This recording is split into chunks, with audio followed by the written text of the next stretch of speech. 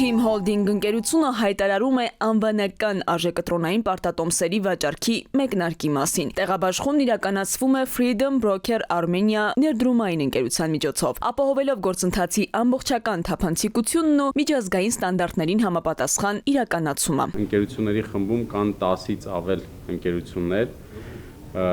որոնք կարիք ունեն ավելի արագ զարգացման տեմպեր ունենալու։ Այդ իսկ պատճառով մենք որոշում կայացրեցինք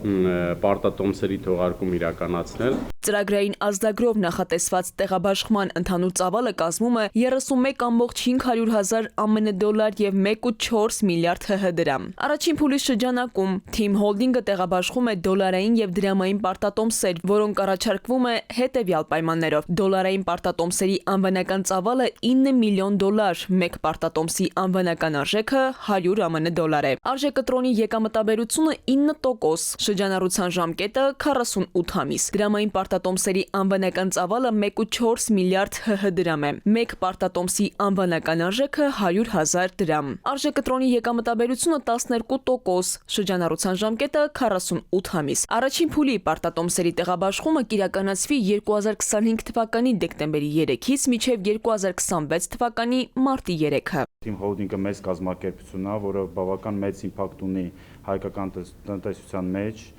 ու որոշեցինք, որ այս կազմակերպությունը ու տեղաբաշխումը բավական մեծ աճ կտա